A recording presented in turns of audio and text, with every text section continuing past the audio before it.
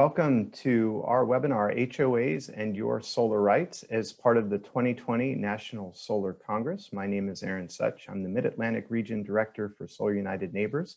I'm joined by my colleague, Alexis Miller, and two panelists that we will hear from later. We're going to go ahead and have Alexis walk us through some of the general housekeeping, and then I'll get started with the format and run of show for this evening. Thank you. Yeah, thanks, Aaron, and thank you everyone who's joined so far. As you joined into the Zoom session, you were able to join with your audio. So we recommend choosing your mic and speakers with your computer audio for you to be able to say any comments later if you'd like to, or choose the telephone audio if you're dialing in. If you'd like to submit any questions, then feel free to send those in the chat, or you're welcome to do that through the Q&A feature. If you're going to ask questions verbally, please raise your hand, which is an option on the lower bar of your Zoom window, and then we'll be able to unmute you that way. That's also where the chat and the Q&A function are. And just so you know, this webinar is being recorded. We will share a link with everyone afterwards who has RSVP'd, and thank you all for being here. Thank you, Alexis. We're going to go ahead and get started. So the format this evening will be myself giving an introduction, and then we're really excited to have two excellent presenters, Jared Aslan, who's a sales manager with Ipsen Solar out of Virginia, Maryland, and DC area. Joey Miles, who is a Sun member and super volunteer out of Indiana. He's going to tell his story. And then afterwards, we're going to have an opportunity for audience Q&A. So as Alexis mentioned, feel free to type some questions in the chat, and then we can make sure that we get to those afterwards. But I'm going to go ahead and get started with a brief introduction, set the stage for some of the specific things, talk in generalities about our experience as an organization, and then move on to the presentations. Before we get into some of the technology and benefits, if you're not familiar with Solar United Neighbors, we're a nonprofit organization that helps people go solar, join together, and fight for energy rights. We started officially in 2010 in Washington, DC. It's expanded pretty substantially. And a major part of our work, our Go Solar work, is helping people go solar through solar co-ops or through membership. And then we also mobilize people through events like these to join together with other solar supporters, as well as solar tours and different events. And lastly, fighting for energy rights.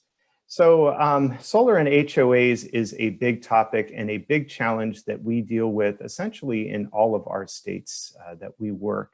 And I wanted to set the stage just by talking about how solar is a unique technology and has unique benefits, especially in the context of HOAs stopping or trying to stop solar.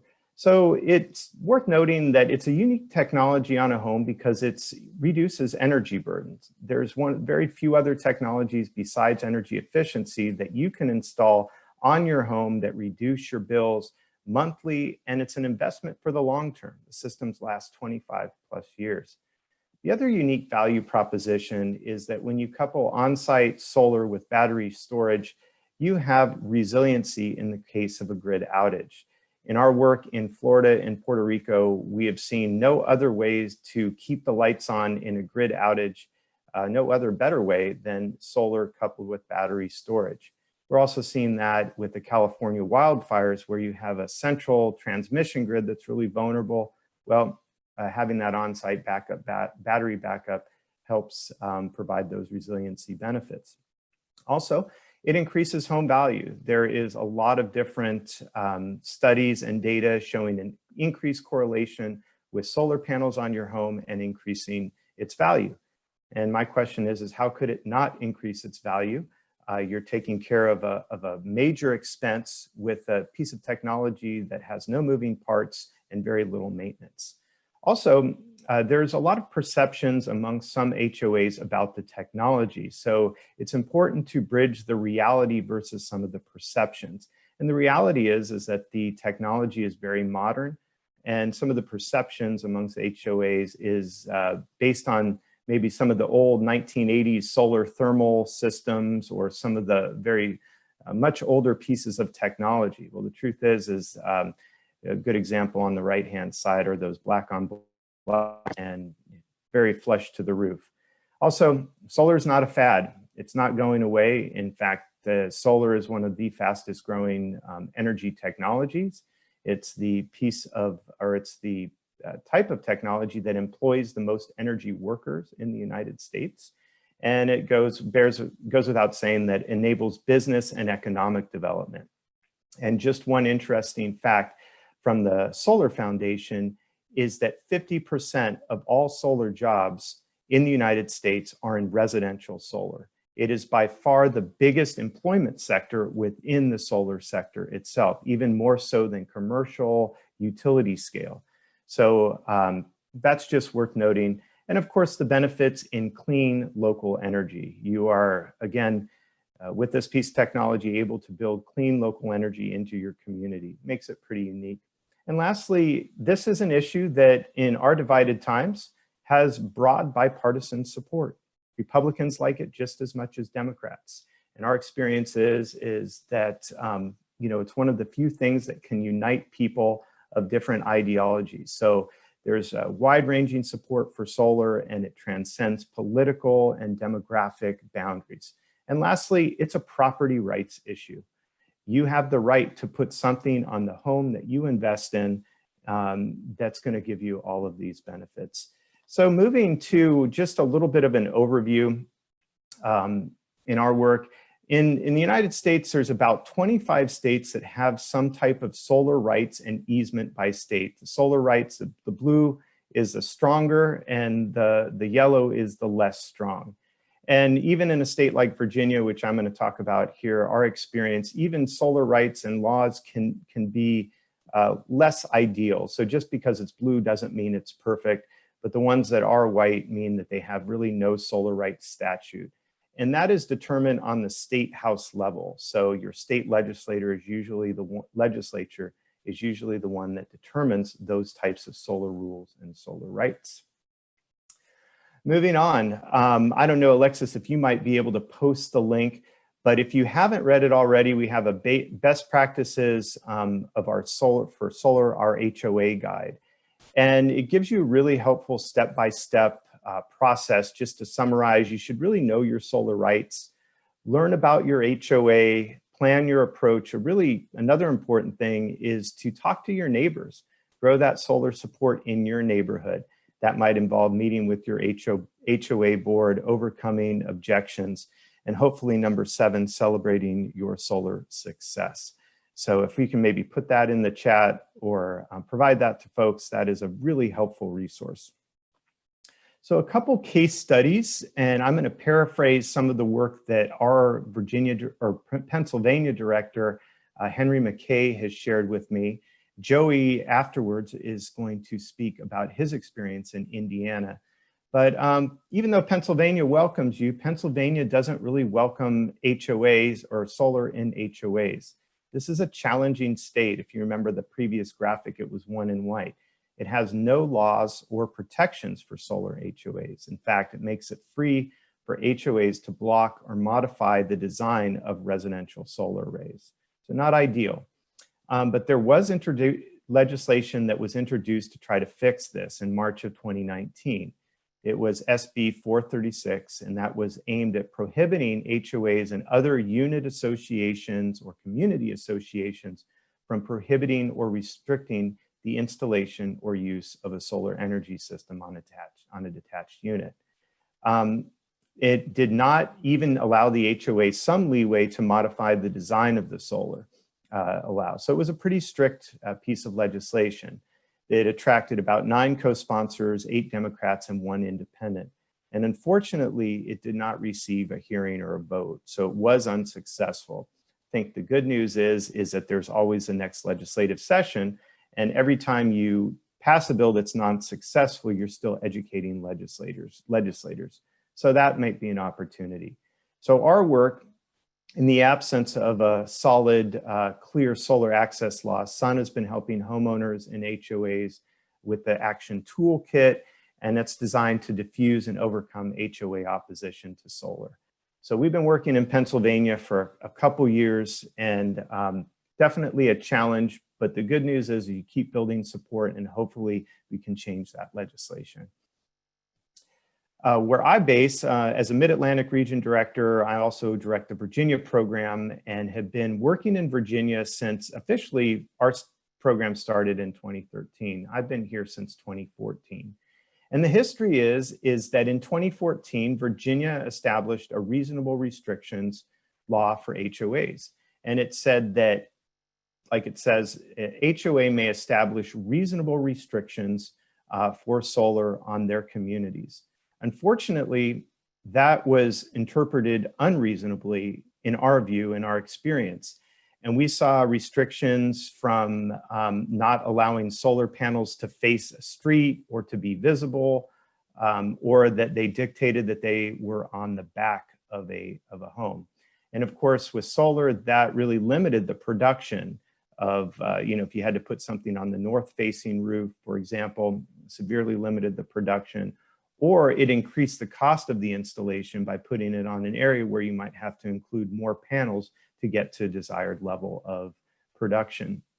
And so we tallied how much, in our experience, these restrictions led to unreasonably blocked installations, and found that over 300 installations were blocked by HOA unreasonably. We talked to all of the installers in the area, including Ipsun, Jared's company, got a tally and estimated that was $7 million in retail solar sales. And I would say that's a conservative number, because for every direct reported blockage, there's always 2 or 3 people that say, I'm not even going to try. I don't even want to deal with this. And so we established this was the single biggest barrier to residential solar installations in Virginia.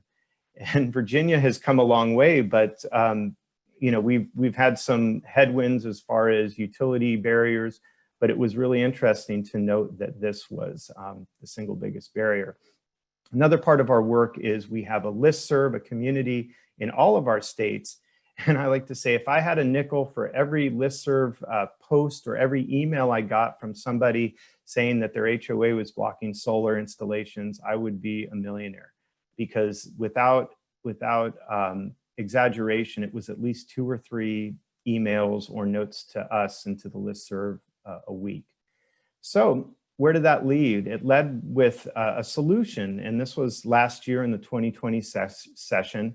Solar United Neighbors led a coalition that gained broad bipartisan support and worked with the HOAs to essentially pass a piece of legislation that would help address these barriers.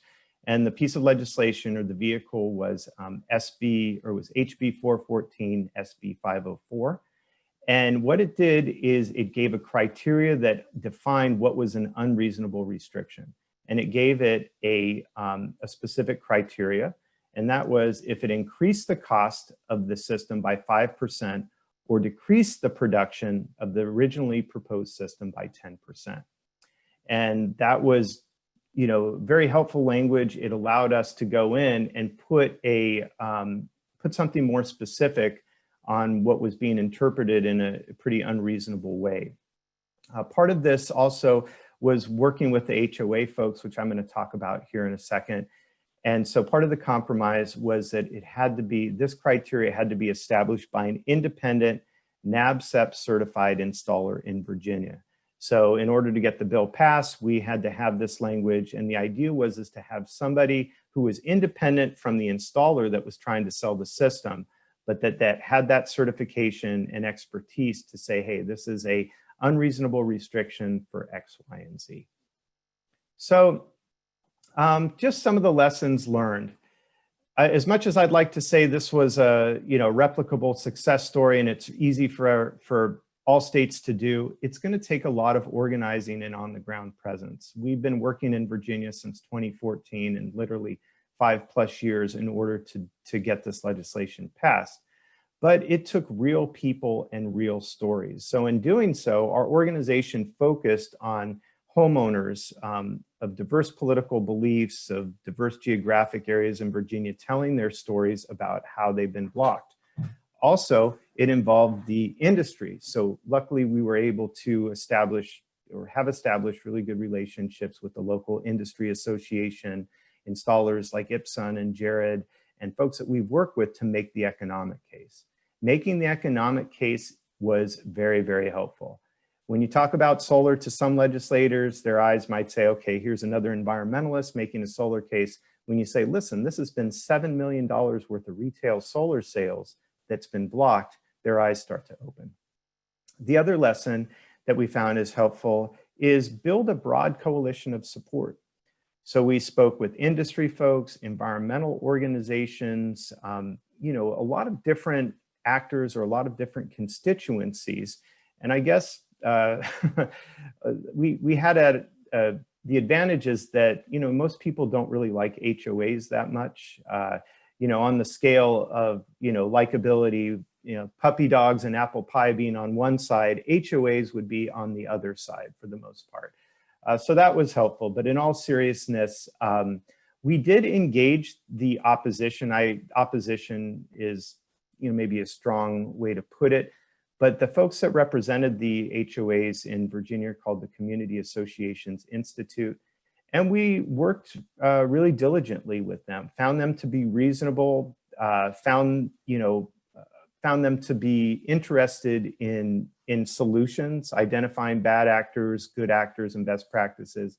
And we also came at it from the angle of, we want to make sure that installations of solar and HOAs are up to industry standards, that they're safe too. So let us help you, because we want to ensure that there's good actors on both sides. So that was our relationship, and I think it proved fruitful because we were able to pass some consensus and both agree on things that work for both of us. And then lastly, legal resources are helpful. So there was some pro bono lawyers that got some funds and started to sue HOAs. And I think it works for both the industry and HOAs not to have to litigate and spend member funds on litigating things.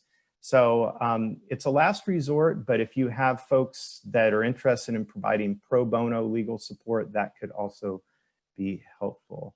And so I think that is the end of my presentation. I'm going to go ahead and turn it over to Jared Aslan, who is on mute right now. And I don't know, Jared, if we can have your screen be full, or maybe I guess I should stop sharing mine. Yeah. And then have you speak from an industry perspective. And before you speak, I also wanted to just say how your company and a lot of the companies here in Virginia have been so great in working for the good of the industry. No matter where you are, that might be something, if you're thinking about an installer, ask them how active they are in policy, because not all installers are. So we're really lucky to have you as Ipsun and some of the other installers be allies.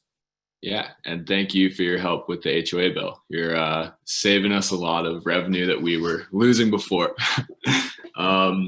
Yeah, hi everybody. I'm sales manager at Ipsun Solar. We are a 4-crew team in Northern Virginia working out of Fairfax.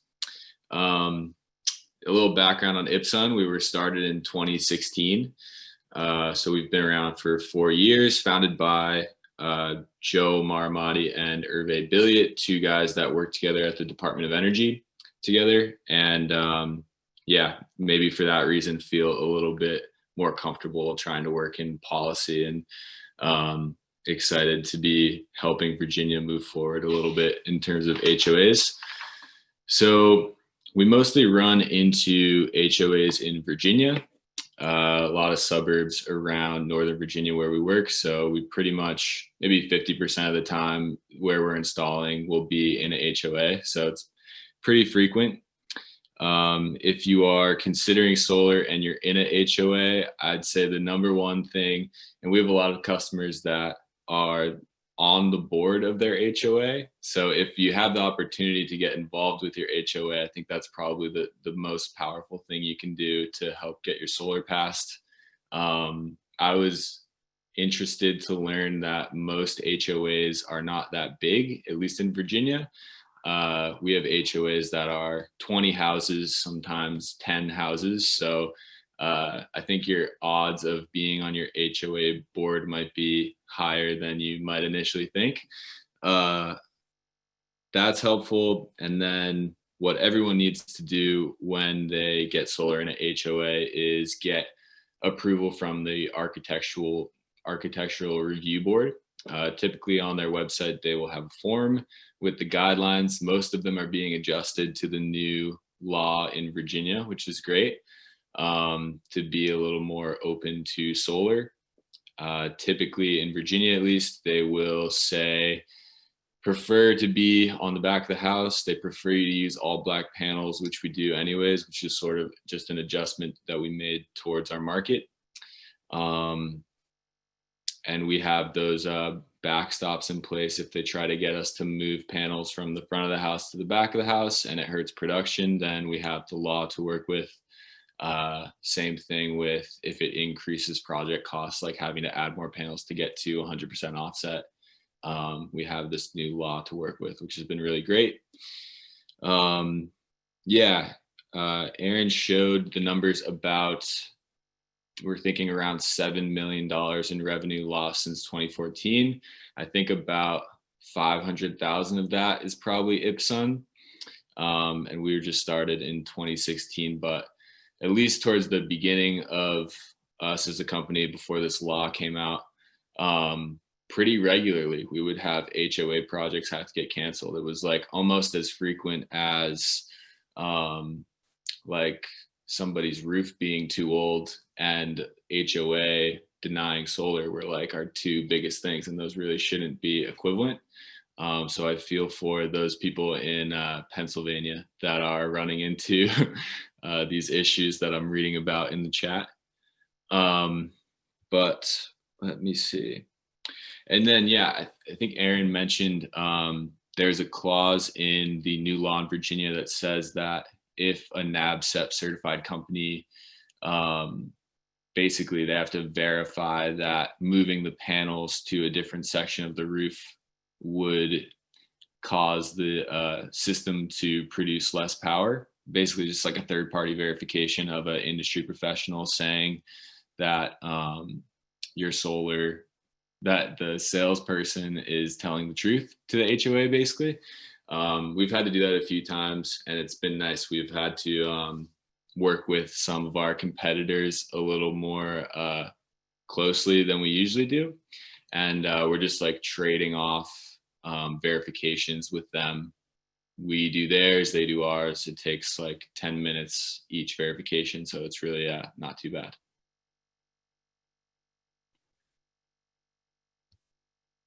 Is there anything else I can cover, Aaron? Yeah, I actually had a question for you. So let's just say I am really interested in solar. I got my proposal from you or another installer. What should be, maybe from your perspective, some of the most helpful things I can do if I'm in an HOA to work with you? Are there, you mentioned the architectural review board. What again are some of your best practices that you see from your clients? Yeah, so for us, at least, the salesperson is working with the HOA to get that approved. So generally the HOA doesn't really like to hear from solar companies. They really only like to hear from the people living in the neighborhood, which is understandable. So what we'll do is we'll ask them for the form. I'll fill it out because it's kind of asking some technical questions about solar, what equipment you're using, size, where is all the equipment going to go. And then I will send that back to the homeowner to forward on to the HOA.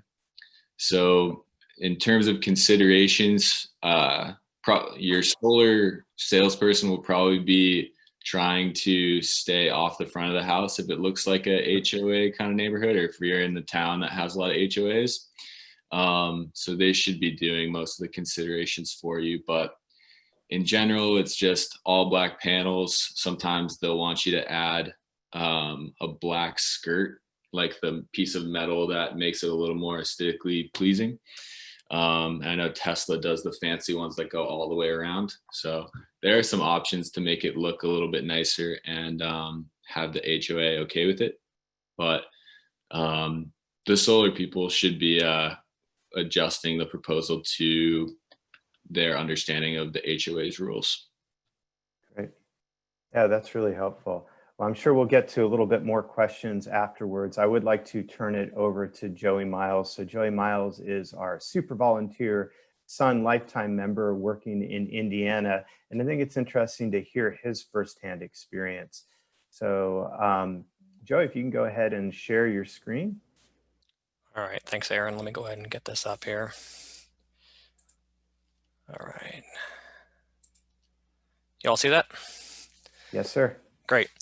Well, thanks for inviting me, Aaron, and Zach Schalk, our Indiana Program Director for Solar United Neighbors, and presenting my story tonight. A little bit about me. I live in Indianapolis, Indiana, as Aaron mentioned. I am a Sun volunteer for the Indianapolis Solar Co-op. I started with actually Solarize Indiana in 2017 before Solar United Neighbors was had a presence yet in Indiana, which happened last year. And I got involved in my solar advocacy as part of my personal HOA solar struggle. As I was beginning to think about how I could most easily present my story in the years-long saga it was, I kind of realized I probably just needed to go through the timeline as the events happened because of the personal part of it and then the legislative part of it to make it as efficient to talk about. So once upon a time, back 6 years ago, I found a vacant lot in a neighborhood that allowed solar. So what happened was I found this vacant lot. We had outgrown our current house. And the first thing I said to my realtor when I found this lot, which had a perfect location for me, was I want to see the covenants. I want to see what they say about solar because I've always wanted a house with solar panels. That's been my dream since I was a little kid. And the covenant stated that solar panels are allowed as long as the location, size, and type is approved by the committee, which was the architectural review committee, kind of what Jared talked about. So I thought, oh, this is great. Here I am, this is the end of 2014. Climate change is not new. Global warming is not new. So who in this day and age could possibly be against solar panels? So I thought, sign me up. So we went ahead and bought the lot. And then in 2015, I went to the Indianapolis Home Show where I found my local installer, Icon Solar. They were the only installer there at the show. And they're out of Milford, Ohio, which is close to Cincinnati. And so during 2015, I worked with them going back and forth through an estimated system size, what I would need for that. It was about 11 kilowatts they recommended at the time. And I signed a contract and I put it, and so we were good to go. I thought, the HOA would just be the kind of last check of the box once we finally got to construction of the house. So in June of 2016, about halfway through construction of the house, I submitted the request to the HOA for the solar panels, and the board took the full 30 days to review it, and they ended up denying it in mid-July. They cited aesthetics and visibility from the street as their main concerns. As you can see from the pictures there, the south part of my house was going to face the street, and so optimally, of course, solar panels need to face south for optimal production, so the panels were going to face the street. So I was stuck because, again, here I'm thinking this is just no big deal. It's just a formality. I had already done everything with the installer. I was like, what do I do? So naturally, being the 29-year-old I was at the time, millennial, if you want to call me the millennial, I went to Facebook, our local township chat Facebook page, and through a friend of a friend, I asked people, has anybody had this problem before? What should I do? And through I became in contact with Laura Arnold. She is the president of Indiana Distributed Energy Alliance, which is a local business here in Indiana that advocates for pro-solar policies.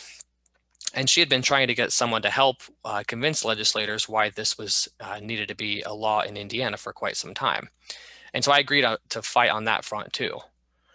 I continued in July and August to appeal to my HOA through common sense, saying that I've met with my neighbors, they didn't mind.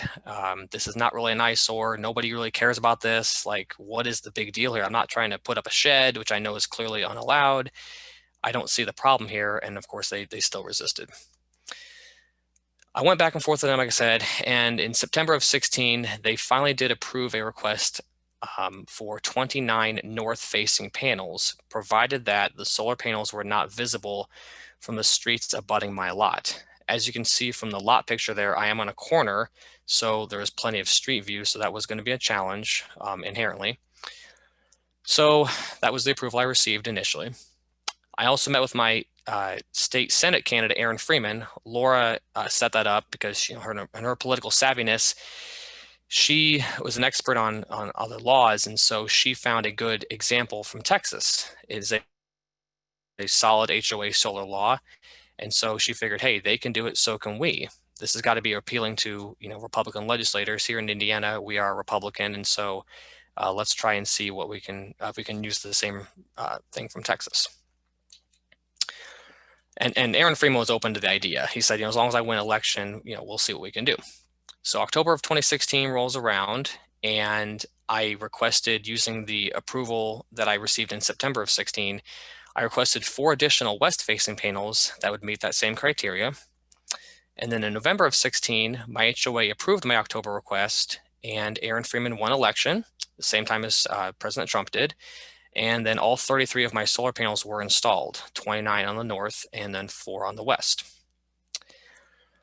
So January of 17 to April of 17 was our first attempt at passing HOA solar legislation here in Indiana. It was Senate Bill 500, and it did pass the Indiana Senate 31 to 17, but it did not receive a hearing in the House Judiciary Committee, so it died. And I'll note that that was the same year that SEA, or Senate Enrolled Act 309, was passed here in Indiana, which basically phased out net metering. So a lot of the solar air was kind of sucked up through that bill, and more attention was given to it. So HOA solar was put on the back burner. But during the session in March of 17, I did meet with our property manager from our local HOA management company, who he stated no one had complained to him about the solar panels. And so I resubmitted my original request to the HOA board, and I was denied again. There was no formal letter sent to me, just an email from the HOA board president, who claimed that 2 close neighbors had complained to him about it. I later found out who they were on my street. So in May of 2017, after the session, I did start a makeshift petition, but I stopped because I wasn't sure of its effectiveness, especially with the proxies. Our bylaws required very formal pieces of documentation, so it had to be a limited power of attorney or an attorney in fact to get that worked out. So I didn't continue with that makeshift proxy. In June of 2017, I continued to correspond with Kirkpatrick, our HOA management company. I went up the ladder to the regional manager, who actually used to be our property manager for our neighborhood. He got promoted. And he suggested I petition for a special meeting. So I made another request to move my panels all to the west, and I was denied again. And at the annual HOA meeting in June of 17, the board introduced a resolution banning, I'm going to use big air quotes there, because banning solar panels and only allowing solar shingles. I would be grandfathered under the old policy, but I use quotes there because the new policy was not circulated to the neighborhood, so those not at the annual meeting would not know that it existed. A common theme you're going to see throughout my presentation is that my HOA board does not communicate well to our neighborhood. And I don't mean to bash our HOA. All HOAs are different. Sometimes you get reasonable HOAs, and ours just does not like to communicate to our neighbors. So in July of 17, I corresponded with the board regarding a possible covenant change. While waiting for the response that would never come, I did meet with a local HOA land attorney. His name was Dave Rutherford, and he was highly recognized, referred to me by my state representative, and he was going to draft me some documents to petition the neighborhood for a change in policy. Laura was at that meeting with me. In November 17, I finally received the documents from Dave, the petition and a limited power of attorney, which I was going to use as the proxy in case I could have people's vote at the special meeting I was requesting. But the winter was really close by the time November of 17 rolled around, so I couldn't petition. It was too cold. So then in January of 18, it was our second attempt at passing HOA solar legislation, and it was Senate Bill 207 this time. And unfortunately, we got the same result. It passed the Senate, more votes this time. We increased 5 more votes. It passed 36 to 12. No hearing was received in the House Judiciary Committee, so it was exactly the same thing. And then in spring, it finally came, and this is actually still during the session, and I petitioned the neighborhood. Per our bylaws, I needed 50% support to call the special meeting and 51% vote to amend the covenants. Of the 93 homes that are in our neighborhood, I obtained 61 statements of support, so that was the petition, to call the special meeting. which was about 65%, and 59 proxies, myself included, for homeowners vote at the meeting, so about 63%. And in June of 18, the special meeting was held. I was out of town for the entire month of May, so I waited till June to get the HOA the documents. And the board stated that the petition was not specific enough for a vote. I thought this was finally the end of it. This was going to be, you know, I had all my support, and my attorney was there with me. Laura was there with me. I had a couple of neighbors with me, but the board said the petition was not specific enough for a vote on new policy. And my attorney intentionally did that to give the board latitude in crafting their own policy. But unfortunately, no action was taken at that meeting. So after the special meeting, Dave drafted 2.5 pages of very detailed guidelines and instructed me to request a second special meeting to vote on those standards. I requested the second meeting, and I received no response from the board. And that, I think, right there is the most egregious thing that they did, in my opinion, because of just the flat out refusal to recall the second meeting. Instead, what they did was 2 weeks later, they mailed to me, they mailed to the neighborhood their own packet of 3 options. One was mine. And as expected, this caused mass confusion and annoyance to everybody because I had already petitioned and obtained the proxies. People thought this was done, and so very few people responded to the HOA's petition. So the deadline given for that vote was October 1st of 2018, and I could not go around the neighborhood anymore and petition for my option because people were getting annoyed, and my notary for the proxies was threatened via phone by an anonymous homeowner who said if we didn't stop petitioning, that homeowner and a group of others were prepared to go around and stop our efforts, which was crazy to begin with because that neighbor claimed that they were actually one of the people who supported my petition in the first place. So at that point, my attorney gave me 3 options. 1, I could petition the neighborhood for my option. Couldn't do that because I didn't know who was against me. 2, I could replace the board via a special election, try and oust them. Again, that wasn't going to work because I'd have to go around door to door. Or I could sue to force the special meeting and vote on the language that we provided. So none of those were very attractive options. And so I hated to do it, but I kind of was stuck and had to stop my efforts at that point. So the vote result in October of 18, the vote results came in. They were not shared with the neighborhood at all, but I did learn at a board meeting that I requested to attend that my option did receive the most votes. However, it did not receive the 51% threshold that was needed to change the policy. So our board president, this shocked me, the one person who actually reached out to me after that petition had failed from the board was our board president, and he suggested to me that I go with solar skin, which is a thin layer of film that you apply to the solar panels that makes them look like roof shingles, kind of like the picture you see there.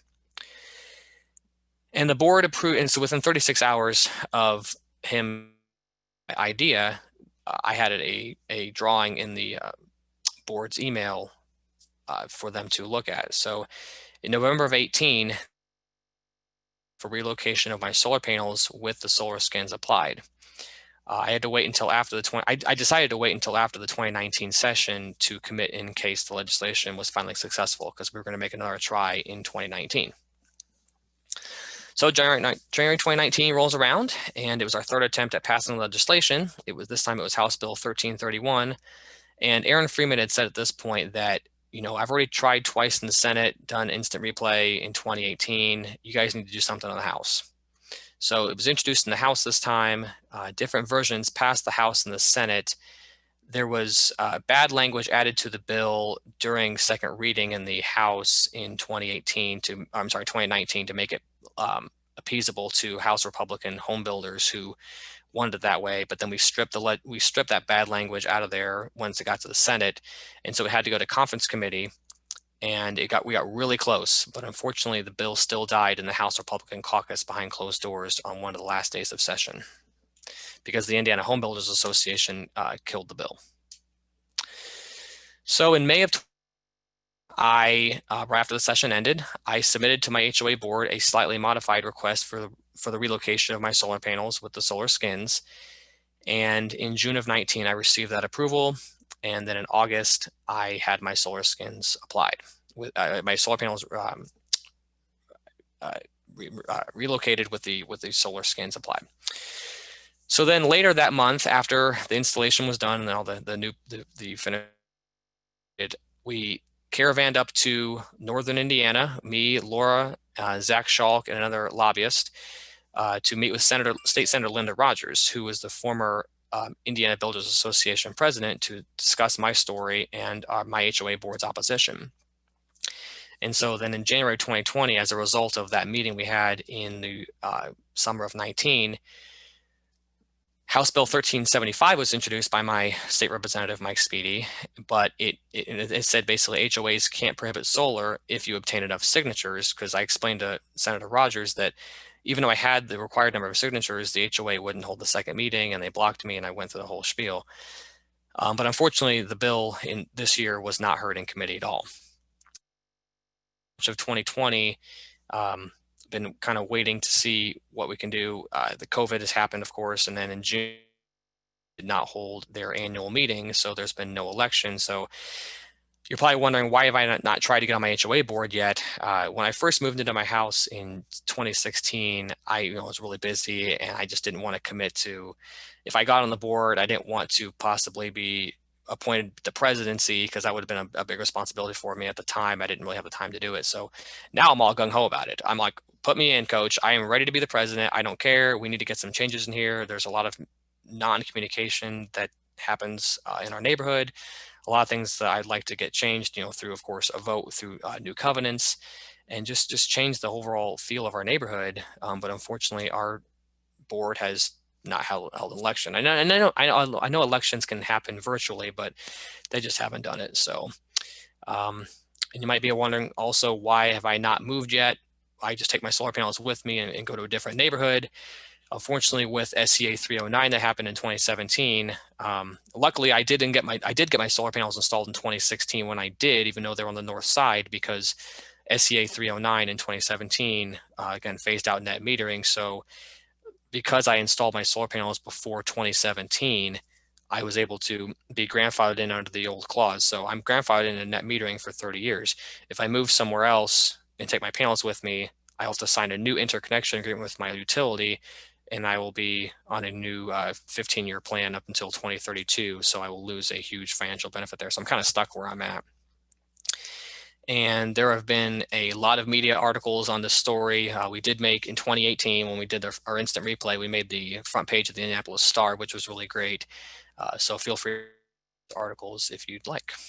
And I think that's all I have, Aaron. I can turn it back to you if you'd like. Yeah, that's great. Yeah, if you wanted to stop sharing your screen. I actually have a couple questions, and it sounds like looking at the chat that we have some good questions too. So maybe, Alexis, we can, after we get these two questions out of the way, start to maybe see if we can unmute some folks and if they're interested in asking directly. I guess my first question is a real simple one. Why so much opposition in your neighborhood? What do you attribute that to? And I agree with Bill's that you deserve a medal for your persistence. Why? I think it's just the aesthetics, and it's the resistance to change. I mean, it's, I hate to say upscale, but it's kind of an upscale neighborhood, but it shouldn't matter. They just think that, it's kind of like when, I was trying to think of basically like Congress, they put in, they necessarily may not listen to their constituents, but they'll listen to lobbyists. Like my HOA board is kind of like a Congress. They're our elected representatives to serve the neighborhood, and here are the people telling them we don't mind this, but they don't listen. They just do what they want. I don't know if it's just preserving the status quo. When my HOA president sent me that solar skin idea in October of 18, he said, here's an idea that wouldn't necessarily trash up the neighborhood. And he sent this to me in an email, and I hope he watches this webinar at some point. He's kind of rude. So he just is very, just very rude and just very stuck in their ways. And, the neighborhood's always been this way, and we don't need to change things. And here you are, a new homeowner coming in and trying to change things. And, and I've talked to everybody around my neighborhood who's not on the HOA board, and they are so reasonable. I mean, I don't mind being an HOA. I've been in a neighborhood I've been a homeowner for 11 years. This is my second HOA. I honestly have no problem with any of their rules. They're all really common sense. Just the one on solar just does not make any sense. Wow. Yeah, it's amazing. And I guess I have just also an observation maybe that Jared can, I think the solar shingles thing is a total cop out. People say, oh, solar shingles, we get a lot of inquiries about solar shingles, and they are a great technology that will potentially have some benefit, but solar shingles are largely not deployed. So we have, in my line of work in Virginia, people are asking, oh, solar shingles, what about that? They seem so much better than solar. And I said, well, okay, well, when they become available on the market and Tesla can actually get them out of a shiny brochure or website and onto people's roofs, then we'll start talking. But at that, we have not seen hardly any deployed. And the other thing that I think people are worried about or that have some concerns is, if you have 20 panels on your roof, you have potential of 20 potential sources of failure. If you have hundreds, if not thousands of shingles, how would you troubleshoot that? So I think it's giving you a politician's retort here is it's a great technology. It's a technology that's not widely deployed right now. So when an HOA says, well, solar shingles, it's basically like saying, hey, what about cars that fly? Because there are some, but it's not widely deployed. Yeah, So, Aaron, if I could add to that, Yeah. Laura and I actually talked with Tesla back in 2018 on the same on this thing, and just to see the viability of it. Of course, I already bought my solar panels. I did not lease them, so I owned them. I couldn't just sell them back. So I just wanted to check in just to see, is this really a viable option?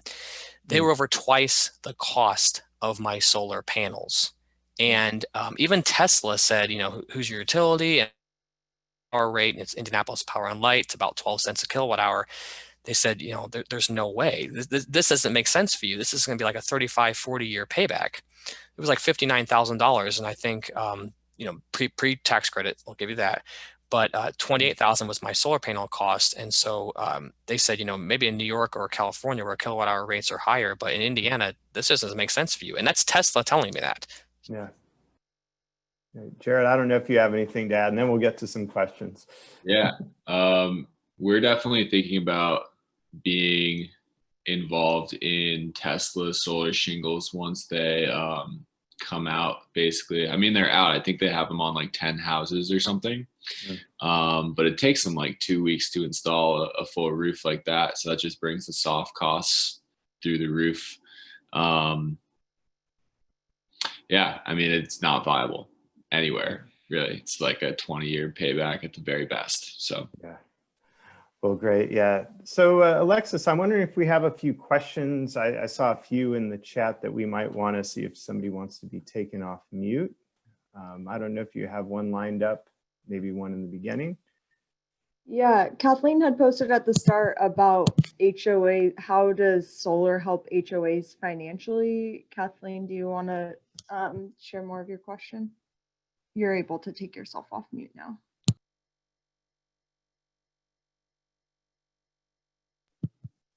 Or I can read it for her. She said, how does it help the HOA financially, solar help the HOA financially, money made on the solar or savings because the homeowner reduces their energy costs? Does anyone have any thoughts on that? I would say, I mean, it depends on who's paying the bill. I think where it can help an HOA is if you've got solar panels on an area that might cover common area electricity usage. So like parking lights or, any sort of central appliances or things.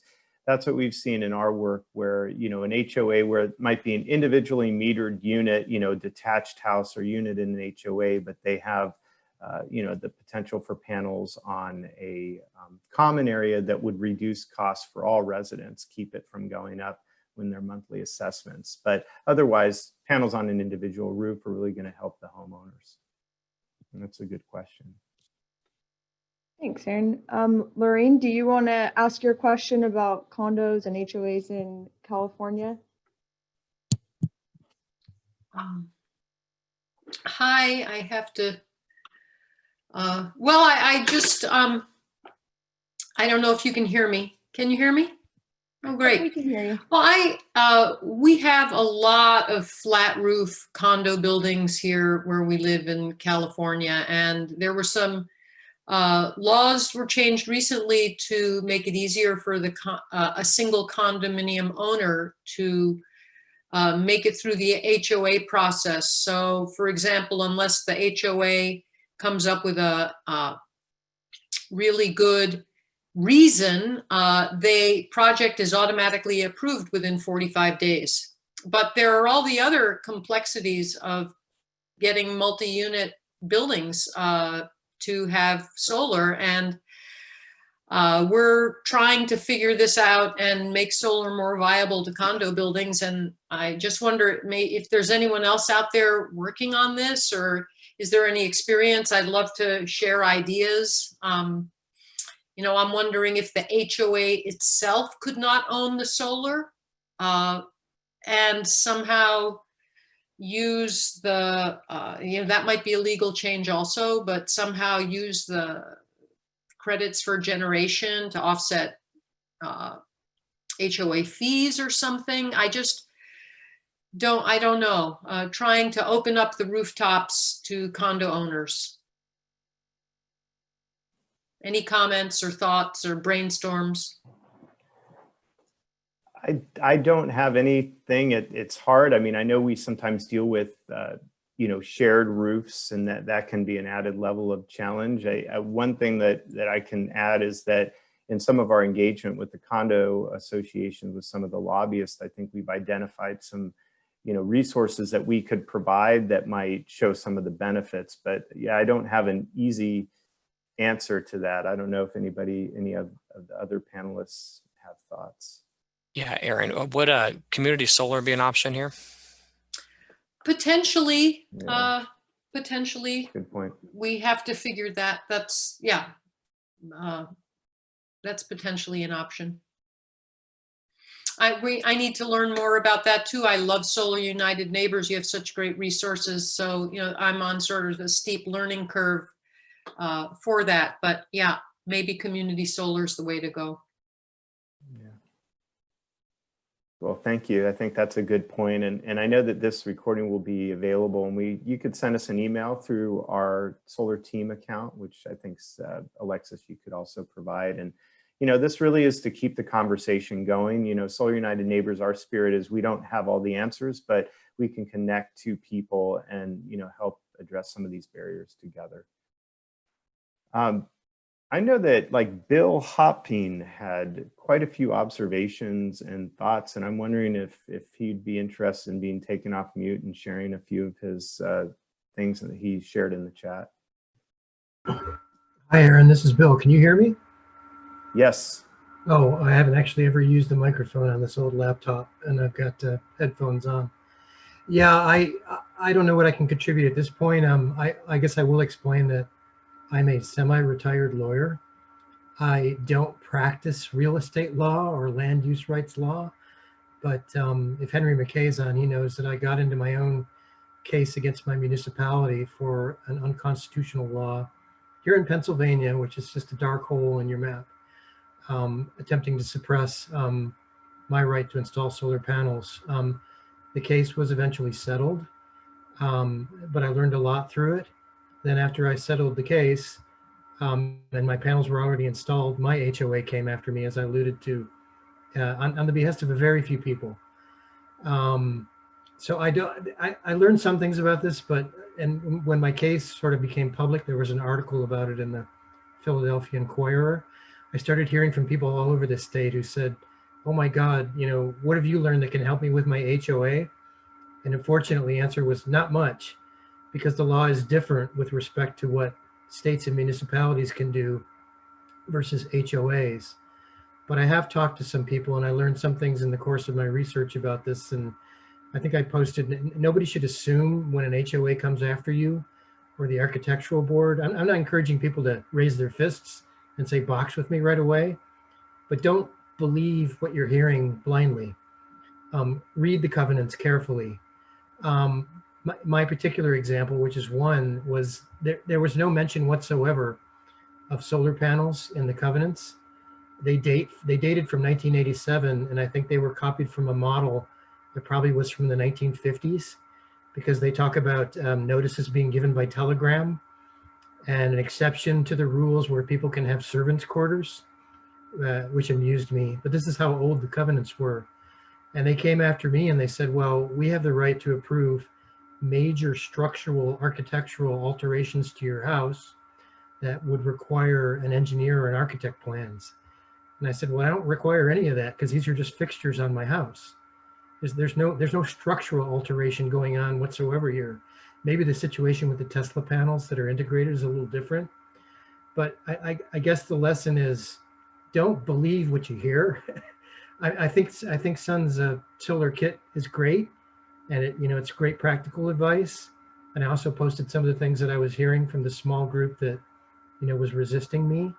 Ultimately, they knew that I had beaten the municipality, and I told them, bring it on. I'm somewhat like Joey. I'm ready. I'll go 4, 5, 6 years. I will fight you in court. And they just backed off. Our association is about 120 homes. There are only 2 other homes that have solar power, but it was somewhat contemporaneous with mine. Nonetheless, because of their actions and their posture and the bad municipal ordinance, it's my belief that there are all kinds of people who would have liked to install solar but didn't. And that's just tragic. And if you go back to your map and you compare Pennsylvania with nearby New Jersey, you can see rather graphically the effects of all of these things. A lack of a state level solar access law, which we'll never get in Pennsylvania unless we fix the legislatures, and the unfortunate freedom of some HOAs to harass people out of doing it. So I think that's all the comments I have. Yeah, those are really excellent comments. I don't know if anybody has any reaction on the panel to those, but yeah, I mean, it often takes, pro bono lawyers and, somebody with some legal expertise. And we had tapped a couple people here in Virginia. There's a person named Matt Gooch who's been working on this. He was not doing it pro bono, but has a lot of experience. He's been super helpful. Another lady named Karen Torrent, but, counted on a lot of that advice. I actually had a question regarding terminology. It might be for Joey. When we're talking about covenants and declarations, could you give a little bit of background about what those are? Because in the Virginia, if it's in the Virginia law, one of the compromises was if solar was banned in the original covenants or declarations, this law did not change it retroactively. So I'm wondering if you might want to just explain that. Yeah, so different HOAs might use different terminology. Some might use covenants, some might use declaration of restrictions, but anything that's a restrictive type document that sets the rules for that HOA of, landscaping or lot size or prohibited structures, anything like that. Then you have the bylaws, which talk about how the organization is run, the voting, the meeting schedules, the elections, all that kind of stuff. So different things. When we originally tried SB 500 in 2017, we wanted to make it retroactively. That would be, to me, the ultimate standard. We do a law that fixes it, not just for new HOAs going forward, but also for retroactively. And the Aaron Freeman tried that, but he didn't get much leeway. Legislators weren't too keen on changing existing contracts, even if it was something that was really old and had been in there forever and never been looked at. That's kind of what happened with me. It was that our HOA covenants they had just actually been recently changed, and it was just standard developer language that was in there. It said the solar panels are allowed as long as location, size, and type is approved by the committee, but that was the same language you would find in 20 different HOAs. So they just ignored it and thought that, when we change the covenants, no one's going to really care about that. We'll move on and focus on other bigger sections, and they just left it in there. Great. And I don't know, Alexis, if you've identified, we've got about a couple minutes left. One thing that I found could be a helpful strategy, and I don't know if anybody on this call, it sounds like a lot of people have their own war stories about HOAs. But one thing that was helpful in one instance was we asked somebody who was having trouble with their HOA to track the amount of hours and resources that the HOA was spending in fighting this, because they were going back to their lawyer, they were spending a lot of administrative resources. And it was successful because it showed some transparency in that the HOA association was, essentially dedicating some financial resources to blocking something that in this case, a majority of the neighbors wanted. So I'm not sure if anybody has had that type of experience or idea, but just did want to share that. Yeah, I had a recent customer whose HOA blocked them. It was solar on the front of a house, 2 Powerwall job too, would have been 2 Powerwalls. And they were definitely spending some resources. We had to get our lawyer involved. We ultimately didn't bring a suit because it's expensive for a small solar company to sue over a $50,000 project. So we're hopeful that one of the big players will sue an HOA in Virginia and we'll have something to work off of. But until Tesla or Sunrun, Vivint, or one of those does it, then we're kind of at a loss if they want to block us or give us the runaround for months. So yeah, we have had a couple successful suits. Matt Gooch had probably won about 4 or 5, and I think that speaks to it. And sometimes that's the approach that you need to take, but it does take resources. What were the settlements like? How did they end up? I'm not sure if it was, if there was a settlement involved, but let me tell you, those 5 people were able to put panels where they wanted to. Yeah. Good. So I guess on a positive note, we are at time, a little bit over time. I would like to thank Jared and Joey and all of the participants too, that really had some excellent insight. Obviously, this is not a problem that we have solved or are going to solve quickly in all of our states, but I am certainly energized by the ability of us coming together and sharing resources. And Solar United Neighbors remains committed to being a resource and trying to connect people and all of their experience and what they can offer, especially Joey and Jared. So again, I'd like to thank everybody for attending. I hope everybody has a safe rest of their evening. Enjoy the debate if you're watching it. And thank you, Alexis, for moderating. And just a question, will the participants receive a follow-up email with the recording? Yeah, we'll send out a follow-up email with the recording tomorrow, and you'll be able to get the resources that we mentioned in the chat as well. And thank you all for sharing your stories as well in the chat. Hopefully folks were able to read through those. It was great to see other folks, and you can bond with others going through the experience as well. Thank you all so much. Thanks, everyone. Have a great night. Thank you. Bye.